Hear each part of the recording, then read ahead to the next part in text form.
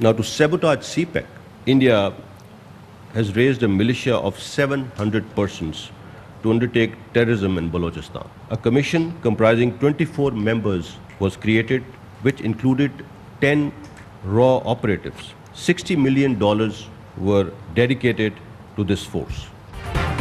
بھارت اور دہشت گردوں کا گٹھ جوڑ بے نقاب. ترجمان پاک فوج نے را اور دہشت گردوں کے تعلقات کو شواہد کے ساتھ دنیا کے سامنے رکھ دیا. سی پیک کو نقصان پہنچانے کے لیے بھارت نے خصوصی ملیشیا بنائی. بلوچستان میں منصوبوں کو نشانہ بنانے کے لیے $60 ملین سے 700 دہشت گردوں کی فورس بنائی. بھارت دہشت گردی کے 87 کیمپ چلا رہا ہے.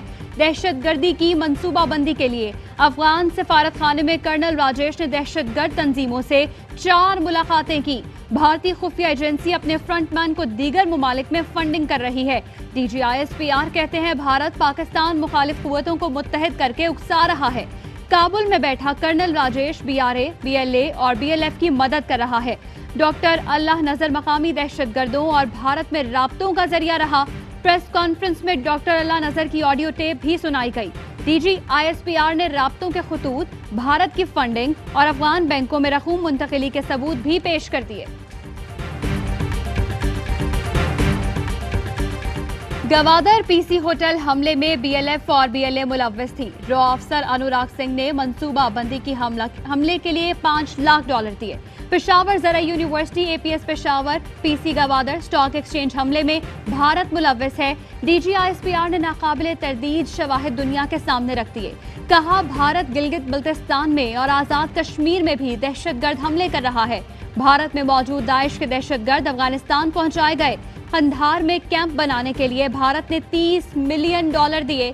اسٹاک ایکسچینج حملے کے لیے بھارتی قونصل خانے میں موجود حاجی حبیب اللہ، حاجی عزیز اللہ اور حاجی ویدار نے مدد کی.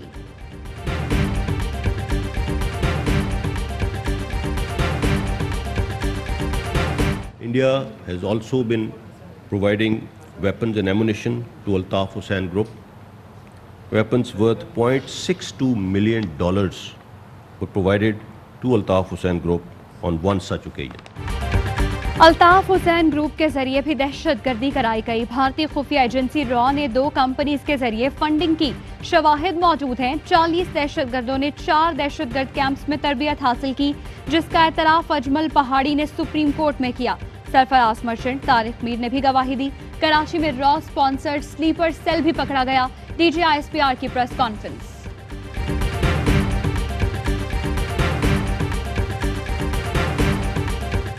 ہمارے پاس ایسی اب مصدقہ اطلاعات ہیں. ہندوستان نے پاکستان کو ڈی سٹیبلائز کرنے کا ایک منصوبہ تیار کیا ہے. ناقابل تردید شواہد ہیں.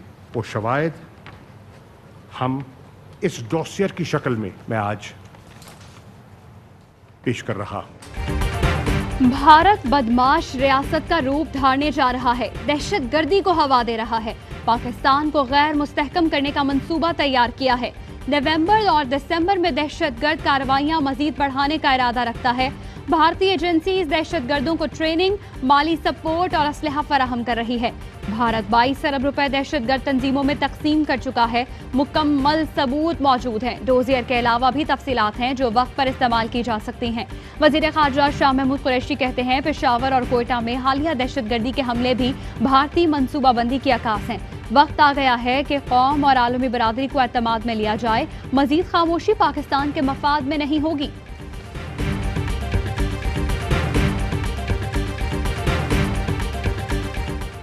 وفاقی وزیر فواد چودھری کہتے ہیں بھارت کے ناپاک عزائم قوم اور دنیا کے سامنے رکھ دیے. کریڈٹ پاک فوج کو جاتا ہے. وقت آ گیا ہے بھارت کی کشمیر اور پاکستان میں زیادتیوں کا دنیا کو بتایا جائے.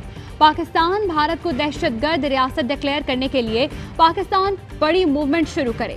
شہباز گل بولے D G I S I lieutenant general Faiz Hameed اور ان کی ٹیم نے بھارتی اداروں کو چت کر دیا. پاکستان کی بہادر افواج کو پوری قوم کا سلام.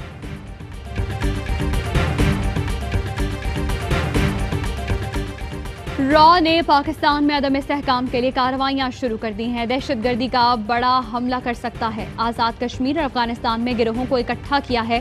सियासी रहनुमाओं को खतरात लाहक हैं। शेख रशीद ने खबरदार कर दिया। कहा, मरियम एक तरफ फौज को सियासत से दूर होने का कहती हैं, दूसरी जानिब हुकूमत को घर भेजने का कहती हैं। नून लीग से दिसंबर से फरवरी तक आवाजें उठेंगी। आइन और कानून के तहत हुकूमत खत्म करने की पीडीएम में सख्त नहीं। गिलगित में तहरीक इंसाफ का पहला और नून लीग का चौथा नंबर होगा। जो भी हारेगा वो कहेगा कि धांधली हुई है।